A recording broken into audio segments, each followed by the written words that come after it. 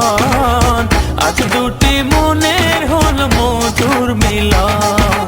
আজ শুভ বিবাহের সেই শুভ